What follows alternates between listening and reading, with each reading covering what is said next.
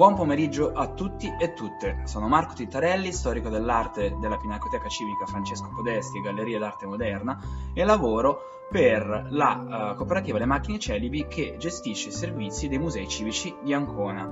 Oggi sono qui per parlarvi della chiesa di San Francesco ad Alto per il secondo ciclo intitolato Dentro e fuori i musei civici, ciclo che abbiamo organizzato per accompagnarvi e per farvi anzi compagnia in questi giorni di quarantena. Come vi dicevo, oggi parleremo della chiesa di San Francesco ad Alto, che guardate bene, non è la chiesa di San Francesco alle Scale, la chiesa che si trova nel centro cittadino, centro storico, e che ha quel bellissimo portale in gotico fiorito, ma San Francesco ad Alto purtroppo non esiste più, perché infatti se salite lungo via Torioni a Capodimonte troverete un edificio che è completamente modificato, che non ha per nulla le parvenze di una chiesa. Infatti, con la soppressione degli ordini monastici del 1862, la struttura viene trasformata in ospedale militare e perde totalmente l'uso religioso. Come potete vedere da questo particolare tratto dal prospetto della città di Ancona del 1830, che è in esposizione al museo della città, potete vedere com'era la chiesa, e per i più fortunati, per quelli che sono riusciti ad entrare all'interno del distretto militare oggi, possono testimoniare che all'interno viene conservato una parte di quello che era il chiostro del monastero. Spesso e volentieri ritorniamo durante le nostre visite e ci soffermiamo sulla chiesa di San Francesco ad Alto per due motivi. Uno, perché la chiesa è stato un luogo di accoglienza per molte famiglie, molti navigatori, sia dei Balcani che italiani che hanno frequentato la città di Ancona, e sia perché era un vero e proprio scrigno di arte. Infatti molti dei capolavori che sono conservati nella Pinacoteca di Ancona provengono proprio da questa chiesa. Uno fra tutti, forse uno dei più famosi, un piccolo gioiello, è la Madonna col Bambino di Carlo Crivelli, l'artista veneziano che ha lasciato nelle Marche tantissime opere, tantissimi capolavori che però ad oggi si trovano in molti musei del mondo. Proprio partendo dal rapporto che c'era fra Carlo Crivelli, San Francesco ad Alto e ad Ancona, cercheremo di fare questa visita virtuale che spero vi terrà incollati allo schermo, rapiti dal mistero dell'arte. La maggior parte delle fonti indicano il 1219 come data di fondazione della chiesa di San Francesco ad Alto, e la leggenda vuole che sia stato lo stesso San Francesco ad indicare il luogo dove questa doveva essere costruita, cioè sul Colle a Stagno, cioè a Capodimonte, prima di partire dal porto di Ancona per recarsi in Oriente. Ora, gli storici dubitano che San Francesco sia partito da Ancona e quindi mettono anche in discussione la data di fondazione della chiesa, però possiamo dire che nel XIII secolo esisteva un edificio, una chiesa francescana sul Colle a Stagno, distante quindi dal centro cittadino, come accadeva alla maggior parte dei romitori che venivano fondati nel periodo in cui San Francesco predicava per l'Italia. La struttura andò in disuso soprattutto dopo la costruzione nel 1323 di San Francesco alle Scale, che però era abitata dai frati minori conventuali. Nella prima metà del 400 furono i frati minori osservanti, guidati da Gabriele Ferretti, uno dei membri più illustri della famiglia Ferretti, a recuperare il convento e la chiesa. Proprio Gabriele, quando era guardiano del convento, avviò dei lavori di ristrutturazione che comprendevano l'ampliamento dei dormitori, la costruzione della cinta muraria che correva lungo l'orto e che lo rendeva il convento indipendente dalla città, e la progettazione di un ampliamento per la chiesa, ampliamento che però fu portato a termine dal nipote di Gabriele, cioè da Bernardino Ferretti, anche lui frate. Bernardino fece costruire la navata unica per la chiesa e fece rifare la facciata, tutta in travertino, da cui si accedeva tramite una doppia scalinata. Già nel Cinquecento la chiesa era enormemente frequentata dai fedeli e dalle famiglie che avevano al suo interno delle cappelle o delle sepolture. Molte delle famiglie più importanti della città di Ancona frequentavano San Francesco ad Alto, come i Ferretti, i Nappi, i Bonarelli, i Tomasi, ma anche le famiglie straniere che provenivano da Ragusa, dall'odierna Dubrovnik, come i Gozzi, i Gondola, o famiglie che provenivano da Bergamo, come i Camerata. Quest'ultime infatti facevano parte di questo nuovo ceto cittadino che stava prendendo sempre più campo nella politica e nel commercio che rendeva viva la città. Da una pianta del 1652 sappiamo che la chiesa aveva 7 cappelle per lato e che quindi era molto ampia e da grandi dimensioni, che rimasero invariate anche nel Settecento. I padri nel corso dei secoli si erano prodigati molto per rendere la struttura il più possibile autosufficiente e indipendente, tanto da essere poi sequestrata, forse per queste sue peculiarità, nel 1798 dalle truppe francesi per essere trasformato in caserma militare.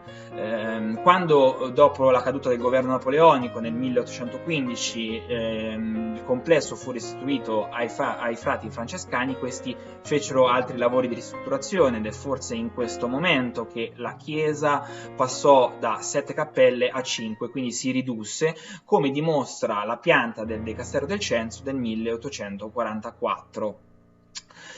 La pace purtroppo non regnò sovrana per molto tempo all'interno della chiesa del convento di San Francesco d'Alto, perché già pochi decenni dopo, nel 1862, con il decreto che sanciva la soppressione degli ordini monastici, la chiesa fu chiusa e fu svuotato il convento, i frati furono allontanati, le opere d'arte furono dislocate in altre chiese o restituiti ai legittimi proprietari, e tutta la struttura fu trasformata in ospedale militare.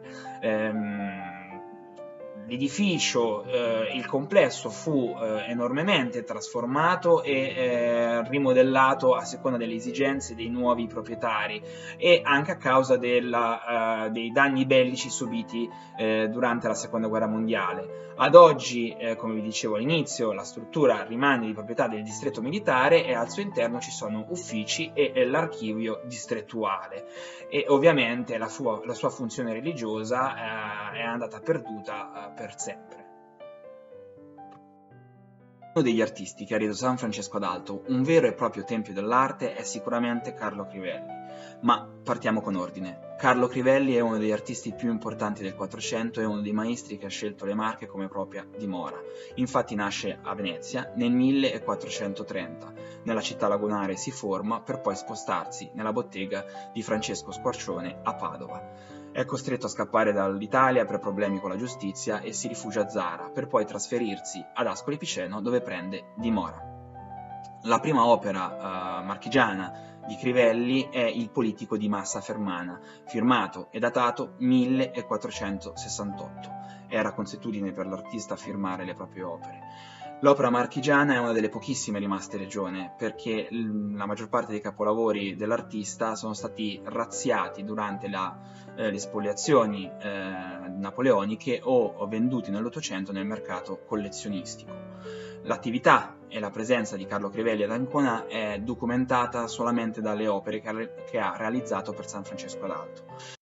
Una delle più importanti è La visione del Beato Gabriele Ferretti, oggi alla National Gallery di Londra, opera che condivide la stanza con l'Annunciazione che l'artista ha realizzato per Ascoli Piceno, un'opera meravigliosa. La visione del Beato Gabriele Ferretti faceva parte di un monumento funebre che era stato edificato all'interno della chiesa di San Francesco d'Alto in onore di Gabriele, probabilmente per interessamento di Bernardino Ferretti, il nipote. Come abbiamo detto, Gabriele Ferretti era indissolubilmente legato alla chiesa di San Francesco d'Alto. Nasce ad Ancona nel 1385 da una delle famiglie più importanti della città ed è considerato uno dei personaggi illustri dell'ordine francescano del XV secolo. in vita aveva fondato diversi conventi francescani, fra cui quello di Osimo, quello di San Severino e quello di Ascoli Piceno, e quando morì il 12 novembre del 1456 fu sepolto fuori dalla chiesa a terra, fuori dalla chiesa di San Francesco ad Alto. Ma la devozione che il popolo aveva verso di lui e l'adorazione che gli dimostrava per le opere di bene che questo aveva compiuto a favore dei bisognosi e degli infermi, aveva spinto la famiglia a costruire un grandioso monumento funebre all'interno della chiesa. Il monumento viene commissionato nel 1483 allo scultore istriano Giannetto di Domenico da Brioni e ai lapicidi Baldassarre e Taddeo, che completano l'opera nel 1489. Il mausoleo comprendeva di un sarcofago che aveva sul coperchio scolpito la figura di Gabriele, oggi al Museo Diocesano di Ancona, e un apparato decorativo che però è stato smembrato nel corso dei secoli. Sopra il sarcofago era fissa la visione del Beato Gabriele Ferretti di Carlo Crivelli. Come vedete dall'immagine, la composizione prevede il frate in ginocchio con le mani giunte mentre prega e guarda il cielo, dove gli appare la Madonna con il bambino incorniciata da una mandorla di luce e di putti angelici. Il tutto è ambientato in un giardino, quello che doveva essere il giardino che si trovava dietro il convento di San Francesco ad Alto, e sullo sfondo si vede una città, probabilmente Ancona. Quella potrebbe essere una porzione di Ancona, quella che scende dal Collastagno e che si ricongiunge al porto. L'opera è ricchissima di dettagli, che è uno dei particolari dei capolavori del Crivelli. Infatti si riescono a vedere degli oggetti di vita quotidiana come gli zoccoli o il Vangelo aperto, o dei brani zoologici o naturalistici come per esempio l'anatra, la natura verdeggiante che circonda il personaggio, e soprattutto i festoni di frutta appesi illusoriamente alla cornice. Altra caratteristica distintiva di Crivelli. L'opera però avrà un destino diverso rispetto al Gabriele Ferretti. Infatti con un decreto ufficiale di Papa Benedetto XIV nel 1753 Gabriele Ferretti viene dichiarato beato e in suo onore viene costruita una cappella intera all'interno della chiesa di San Francesco ad Alto, dove viene spostato il corpo. Il mausoleo viene smontato e la famiglia Ferretti si riappropria dell'opera e la riconduce nella propria dimora cittadina. A questo punto però c'è il vero problema, nel senso l'opera verrà venduta dai Ferretti. Infatti nel 1861 sarà il governo inglese ad acquistare il dipinto per farlo entrare a far parte della collezione della National Gallery. Gli storici dell'arte ritengono che Bernardino Ferretti sia stata una figura fondamentale anche per la commissione di altre due opere a Carlo Crivelli che realizzò ad Ancona. Una di queste è sicuramente la Madonna con il bambino, che si trova nella Pinacoteca Civica, un piccolo gioiello dell'arte che è stato ritrovato all'interno di un armadio della sacrestia di San Francesco ad Alto nel 1862, quando il complesso veniva soppresso. Le piccole dimensioni del dipinto ci fanno pensare che sia stato realizzato per uno spazio angusto, forse alla cella dello stesso Bernardino Ferretti, che utilizzava l'opera per devozione privata. L'artista inquadra al centro la Madonna con alle spalle un drappo che gli fa da quinta illusoriamente appesa alla cornice, mentre ai lati si aprono due paesaggi prospettici abitati da degli uomini con il turbante. La Vergine riccamente abbigliata con una corona di perle tiene in mano il bambino, che a sua volta tiene da una parte un cardellino legato ad un filo che è il simbolo della passione, e dall'altra invece una noce o una conchiglia, che è un simbolo allegorico che allude al Cristo nel ventre di Maria. Anche il cetriolo che compare nel festone di frutta è un simbolo allegorico, infatti allude alla resurrezione, perché è il frutto con cui Giona si cibava quando era intrappolato all'interno del ventre della balena. Andrea Di Lorenzo ritiene che l'altra opera che Crivelli ha realizzato ad Ancona è La Madonna con il Bambino, tra i santi Francesco d'Assisi e San Bernardino di Siena, con il Donatore in ginocchio, che oggi si trova alla Walter Art Museum di Baltimora. Quest'opera è forse quella che veniva esposta il 15 di agosto, il giorno della festa dell'Assunzione della Vergine, nella chiesa di San Francesco ad Alto, che veniva incoronata con una corona d'argento fatta realizzare dal comune di Ancona e messa appunto in esposizione alla devozione dei fedeli. L'opera ha un particolare, la figura minuscola in ginocchio di un frate che Di Lorenzo individua come frate Bernardino Ferretti, e lo fa grazie a un'iscrizione che proprio si trova sotto questa figura, che recita FBDA, cioè frate Bernardino da Ancona.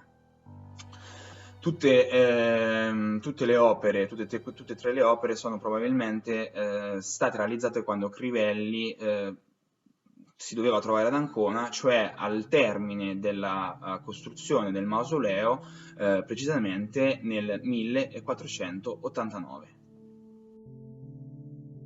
Come vi dicevo all'inizio, e avete avuto, spero, la conferma, la chiesa di San Francesco ad Alto era un vero e proprio tempio dell'arte, che custodiva non solo le opere di Carlo Crivelli, ma anche altre opere, altri capolavori, che oggi sono in Pinacoteca. Ne menziono alcuni in questa occasione. Pensiamo alla Pala Gozzi di Tiziano, che si trovava già dal 1520 nell'altare maggiore della chiesa, che era stata realizzata commissionata da Luigi Gozzi, il mercante ragusino, che si era fatto anche seppellire all'interno della chiesa. In una delle cappelle laterali invece era esposta la grande tela di Andrea Lilli, i Quattro Santi in Estasi, realizzata fra la fine del XVI secolo e gli inizi del XVII dall'artista anconetano attivo a Roma. Per non parlare di un'opera forse un po' meno conosciuta, cioè l'Annunciazione del Guercino del 1662, commissionata dall'abate Federico Troili per la sua cappella all'interno della chiesa, opera che è stata trasportata con tutto l'altare marmoreo originale del Seicento nella chiesa di San Domenico, quindi oggi potete entrare all'interno della chiesa di San Domenico e ammirarla nella prima cappella sulla sinistra. Spero che questa visita sia stata interessante, che vi abbia fatto venire voglia di scoprire i tesori della Pinacoteca Civica e di venire in Pinacoteca quando tutto questo sarà finito, per scoprire ancora, per gustare, per ammirare le opere d'arte, perché per quanto possiamo parlarne, possiamo vederle negli schermi o attraverso una telecamera, l'arte deve essere incontrata e deve essere vissuta. Grazie ancora e alla prossima puntata di Dentro e Fuori i Musei Civici. Buona domenica.